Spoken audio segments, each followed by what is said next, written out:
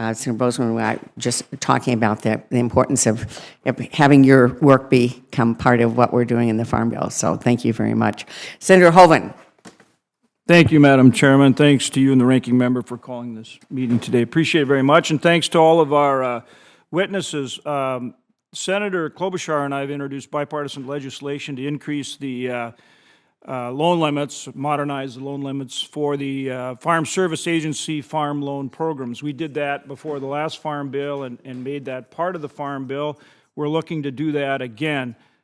Do all of you agree that we need to modernize those lending programs, increasing the loan limits, which would include not only the direct loans but also the guarantees and subordinations? And so I'd welcome comments from any and all of you, unless they're in the negative.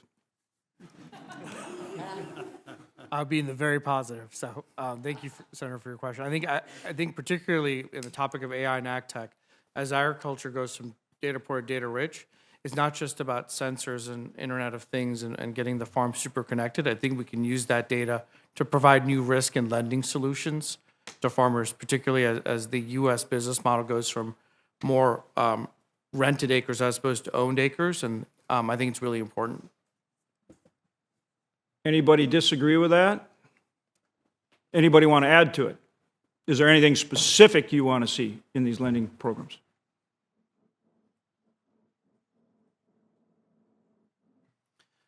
I think just allowing for private sector involvement. FinTech has gone to small business, has gone to many other parts of our economy, consumer, but has not yet gone to agriculture. And there's a really interesting opportunity to provide more competition in products and services from FinTech overall to the agriculture sector.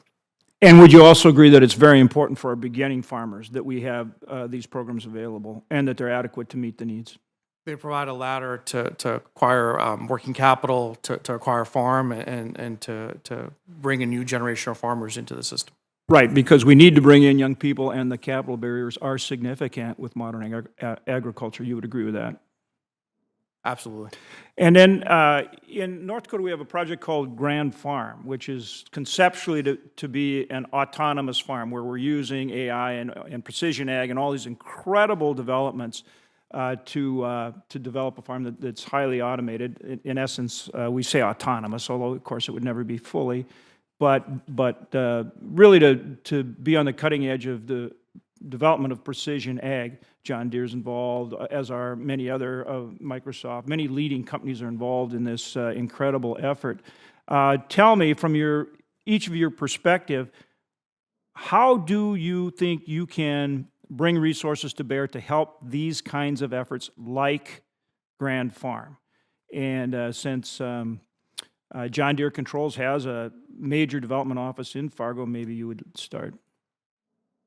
Sure. I think it's important. Grand Farm is a really good example of painting a picture of the future of what agriculture can be, and to do it in a location that allows growers to see it sort of in their own backyard. So I think that's incredibly important. It also provides an ecosystem where multiple entities, public, private, can collaborate on solutions within the context of a public farm that I think paints an interesting and compelling picture for the future.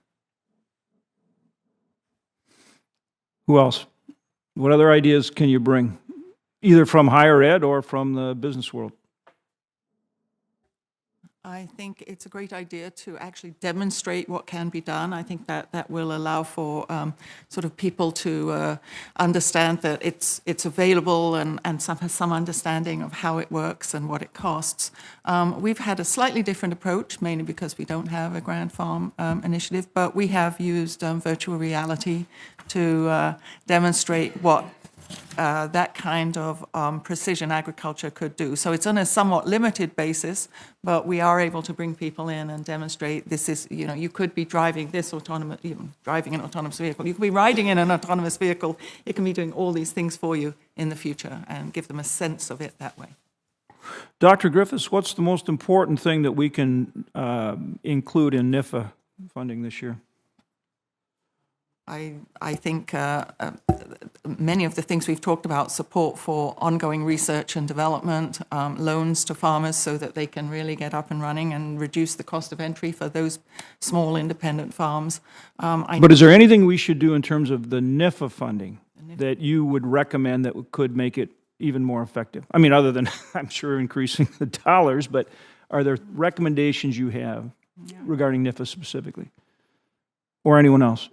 I might add one thing to it. So in the NIFA funding, one interesting piece to me is that across all of the different topics that you'll see within NIFA, which is a lot, right, within AFRI, for example, Yep.